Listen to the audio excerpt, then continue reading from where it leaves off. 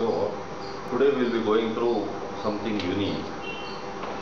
How exactly to master a textbook. So, this program is in 4 stages.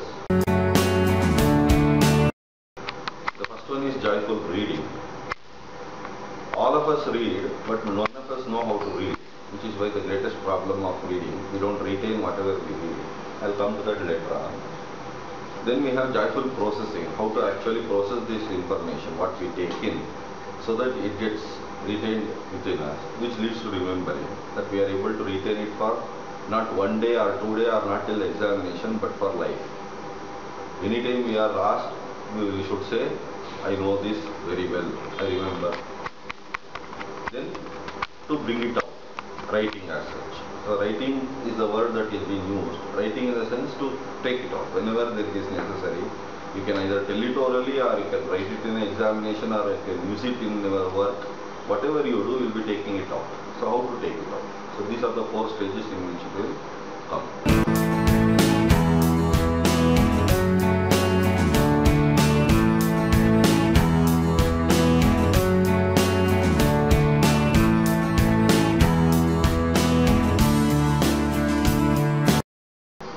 So from my point of view, everybody suffers doing it. Everybody gets that pain. Whether the person fails or the person gets a rank, all of them continue to suffer. Okay, it's not that the rank people will enjoy and the failed person will not enjoy. Everybody puts the same amount of work, but not in a joyful way. At least they will suffer doing so. So to that extent, they will not be able to succeed. The sense of success is not there.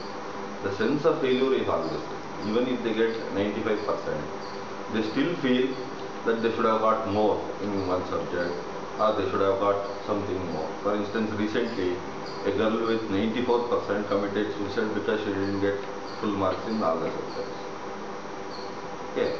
So even if a person with 94% considers herself a failure, automatically we are not enjoying what we are doing.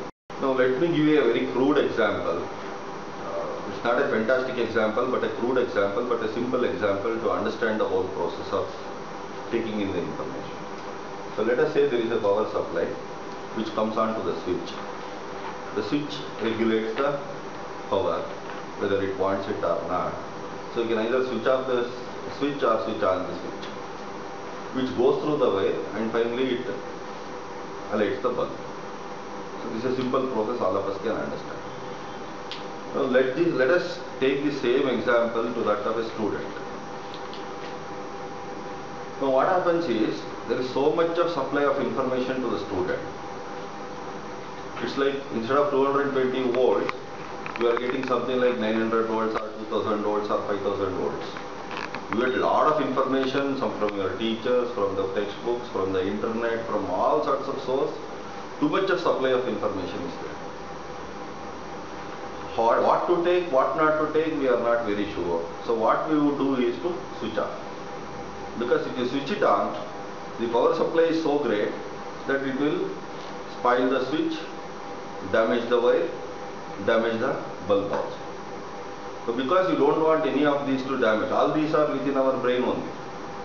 So we prefer to switch off, which is why we can sit in the class for the whole day and not know anything about what has happened in the class. Okay? Or we can sit through we can read through the whole book so many times and yet not know what is there in the textbook. Because we already switch off, but we don't know whether we have switched off or not because we don't have that under our control. So it is necessary that we know how much to switch on. So what I am going to do in this program is to provide you with a stabilizer so that any amount of supply of current is there, you will know how to regulate it to that extent that it will not damage the switch.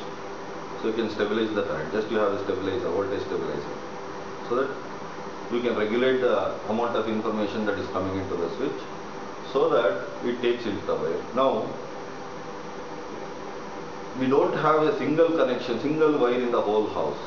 Suppose you build a house, you don't have a single wire. The same power supply is used into several connections, right? Unfortunately, in the brain, we tend to have a single connection, which is what makes us really fatigued after even studying for a few minutes. So we need to build in different connections, various connections to different parts of the brain, so that several bulbs glow. It's not just one bulb glows, several bulbs will glow. Okay. So to do that, we need to know how to process information. So we need to stabilize the information, we need to connect the information to its proper place, and at the same time we must know how to process the information.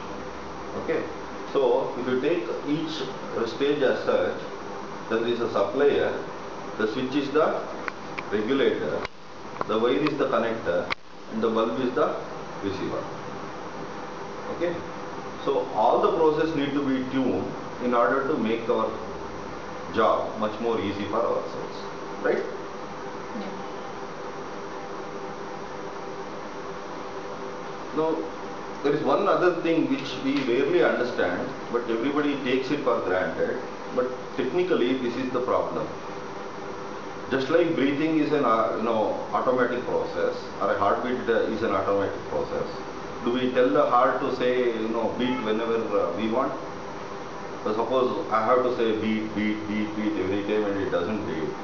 Suppose I go to sleep, it will not beat and I will not know. Next morning I will not be able to wake up. Breathing also keeps happening 24 hours, 365 days, as long as we live. Okay? So these are automatic processes which will go on its own without our mediation. We don't have to control it. It will happen. We can only regulate it. We cannot control it. We cannot stop it totally.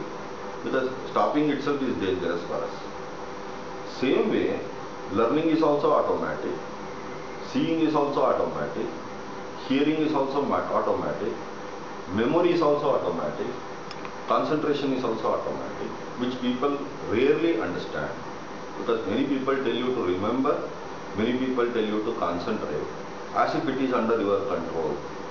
Let me tell you, we are always remembering, we are always learning, we are always concentrating on something or the other. You cannot identify a single second in our life where you are not remembering, or where you are not concentrating, or where you are not learning. Probably you will not know, but it is happening throughout. The control is in terms of what is it that you have to concentrate upon.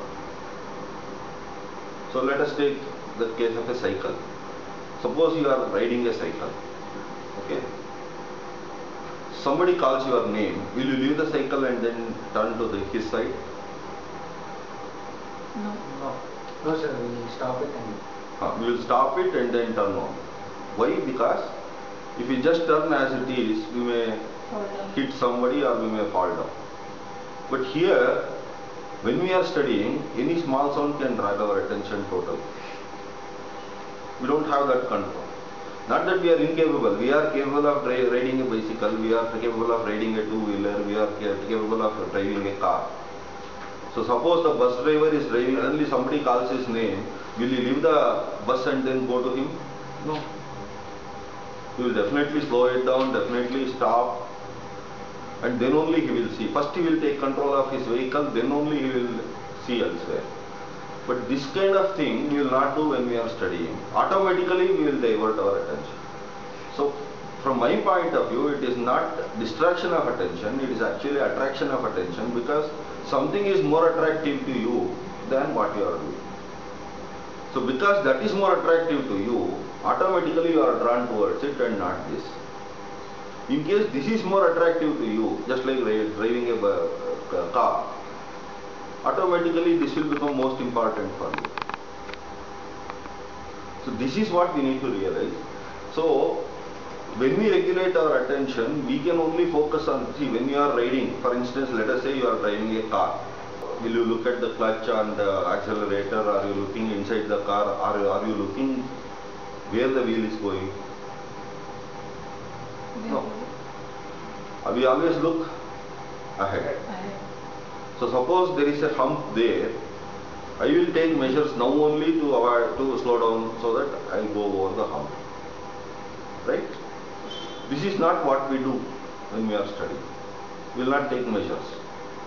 we'll continue to do it whether it is coming to us or not. So this is where we lose out on so many things. So once we understand that it's an automatic process, we will not bother about concept. There are a lot of people who tell concentrate and study. If concentration were under your control, that would have been possible. Because it is not under your control, even if you want to concentrate, the more you want to concentrate, the less you can concentrate. The more you want to remember, the less you can remember. So what we can do is, we can decide upon what is it that we need to do. See, you can always decide on where the car should go. You cannot decide on how the car should go. Whether the wheel is turning or not, you are not bothered about it. It's an automatic process because the car is running and then you have already taken measures for it to run. So it's an automatic process.